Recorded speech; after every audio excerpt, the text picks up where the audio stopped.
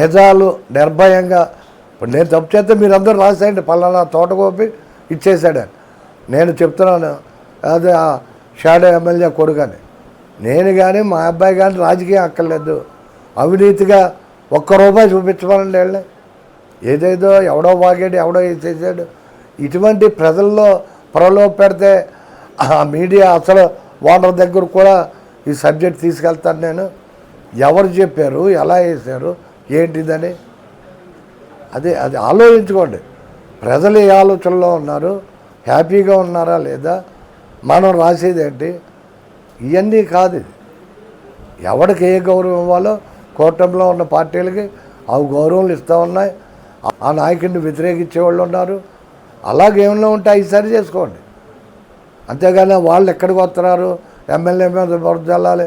నేను ఎమ్మెల్యేలు కలవడమే 3 నెలలకో 2 నెలలకో ఒకసారి కలుతా.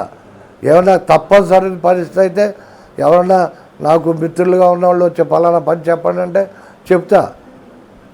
లేదు ఆయన లేకపోతే అక్కడున్న పిఎల్కే ఎవరికో చెప్పి బాబు ఈ పని అంటే హాస్పిటల్కి ఫోన్ చేయాలని ఆ సూపరింటెండెంట్ అడగండి. నేను ఎప్పుడు చేయను. ఆ బాలాజీయో సత్య వాళ్ళు చెప్పి పలానా వాళ్ళు ఉత్తరాలు చూడమని చెప్తా. అంతేగాని ఇది మసిపూసి మారేడుకాయ చేసి వాస్తవాల్ని పక్కన పెట్టి తాడేపల్లిగూడెం ప్రజల్ని ఇబ్బంది పెట్టొద్దని కోరుకుంటూ సెలవు తీసుకోండి.